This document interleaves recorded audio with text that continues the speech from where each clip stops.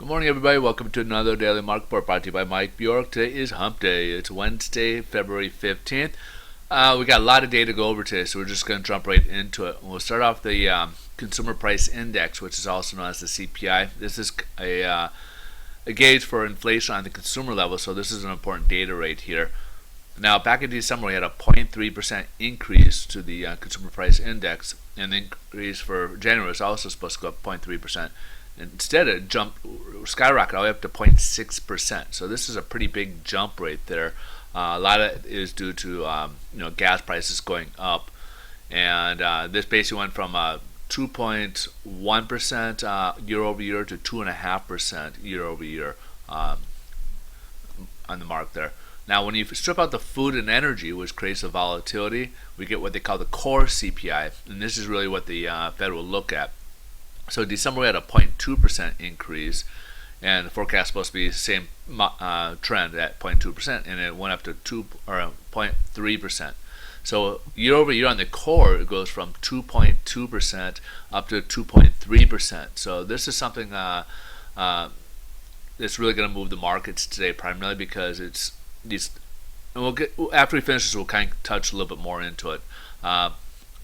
Retail sales, we had revision for the higher. It went from 0.6% in December to 1% in retail sales.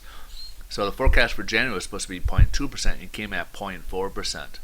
Now, when you take away the big ticket items like autos, we have the 0.4% back in December, and increase for January, or forecast for January was at 0.7%, and went all the way up to 0.8%. So very good, better than expected retail numbers we're seeing right there.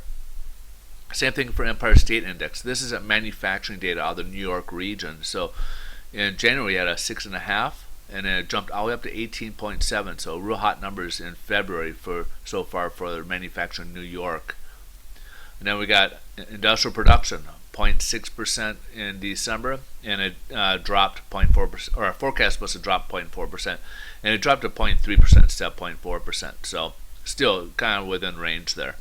Capacity utilization dropped a little bit, so we had 75.6 back in December, and the forecast for January is supposed to be 75.1, and it kind of met midway at 75.3% in January.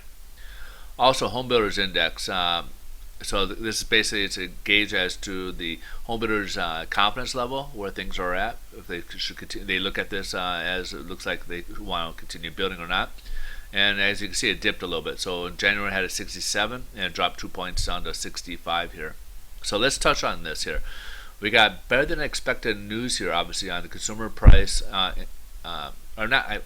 consumer price index, inflation, and then retail sales and Empire State Index. This is kind of showing us that our economy is heating up a bit, and with Janet Yellen talking before Congress, which we'll get to in a minute, before they were thinking that there would be zero chance that the Fed's going to raise rates in March. But yesterday, she made a comment saying it's better to raise them sooner than later, which gave indication that the economy is moving a bit more rapidly. And then with the talk of what Trump wants to do to stimulate the economy even further, that the Fed may have to raise rates to go on there. So let's go ahead and jump over here at the headlines. So again, she's going to be meeting up in testimony. Their stock market's up again. They are at new highs yesterday, which went up a little bit, but today's taken off. The Dow is approaching 100 mark so far this morning. Trump came out with some more comments, basically saying that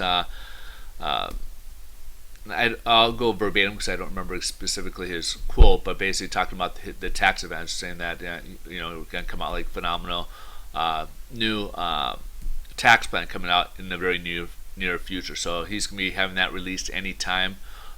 Again, we haven't seen the breakdown of it, but the market's getting excited about it, and with the economy moving as well and inflation moving upwards, we haven't quite hit 2% range, but we could hit it sooner than later. And the Fed's going to try to get ahead of that curve. Like if you've watched the video yesterday, anytime the Fed raises rates or lowers rates, it takes a good 6 months until it's absorbed into the economy before we start seeing it. So If you start doing it now and things start really taking off, they are getting ahead of the curve, so to speak. So be prepared. We may see rate hikes sooner than expected, even as soon as March here. So let's see how this is affecting the bond market. So bond market, as you see, we did test the floor here.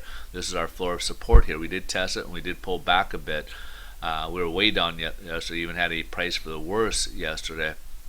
It was actually the very first thing in the morning. And if you watch the video, that would affect more East Coast lenders, whereas West Coast, we would have got priced later and would have just had that priced automatically right off the bat here.